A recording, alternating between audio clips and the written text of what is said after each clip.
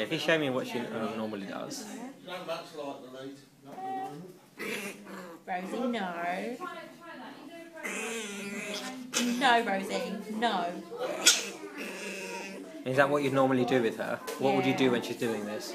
I'd just be like, no, or like put my hands up, no. And I googled it and they said to try and make a dog noise. Okay. Like Yep. But she looks sometimes and stuff, but nothing's really worked. Okay. And many people laugh when they watch this clip. However, it ceases to be funny when the dog has been put to sleep because it's bitten the children or other members of the family. And yes, even with a small dog like this does happen. As you can see, at the start this puppy shows that it's not happy having the harness put on. However, its behaviour is ignored, so the puppy feels she has to escalate her behaviour and growl, snap and bite. Rosie, no. Out of no fault of her own, this owner is just doing what she's read in other books and seen on TV. However, no doesn't mean very much to a dog.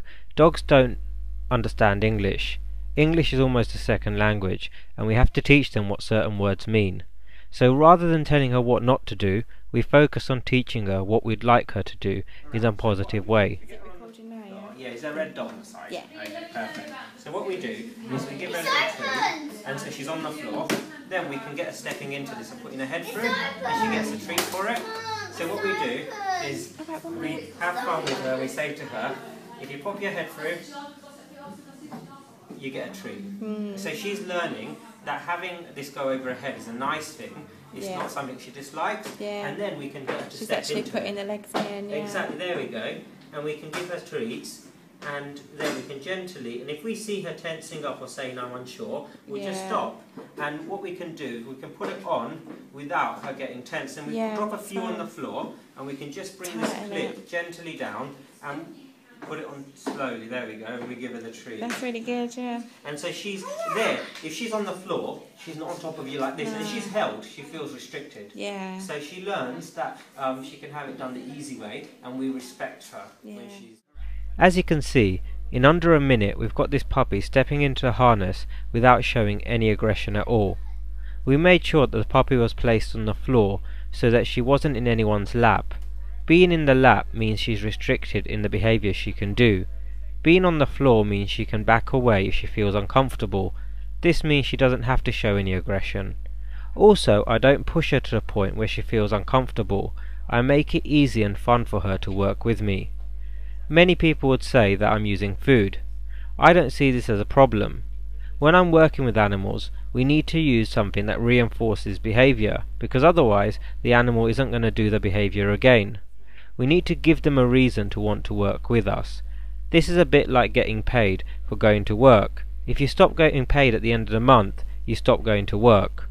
There's no reason that a dog or another animal should have to work without getting paid too.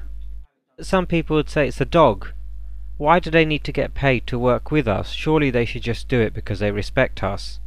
And also, why can't we just punish them for barking and growling and biting? Because if we punish them, they won't do it again. However, this doesn't work exactly like this. This notion that the dog should do things for us just because they should respect us or because we are the leaders, in my opinion, is a bit arrogant and big-headed of us as humans to think like this, because a dog doesn't choose to come and live in our family. They don't need to be grateful that we've made them live with us and our family in our homes. The dog doesn't choose to do this. We force the dog to live in a certain environment that the dog may or may not want to live in. So surely if this is the case, we should be showing the dog respect. And if we want the dog to do something, surely it should be us going out of our way to make sure we do it in a way which makes it worthwhile for the dog. We shouldn't be using fear and intimidation to train them, because after all the dog doesn't choose to need to wear a harness because it's really important for them. For the dog, these are just silly games that they have to play along with. So surely, as Bob Bailey, a well-respected animal trainer, says, we need to make it worthwhile for the animals to play our silly games. Some people say to me that it's faster to punish, or they don't have time.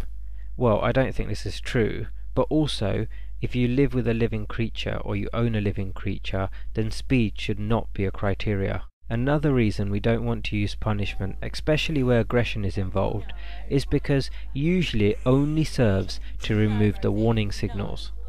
I personally would rather have a dog who displays a full range of warning signals when they're uncomfortable, even if they're to say back away or I'm going to bite, because at least then I can listen to the dog and stop and back away.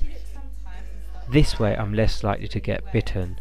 Usually these warning signals are things like freezing, tensing up, growling, snapping, snarling, and we don't want to punish these.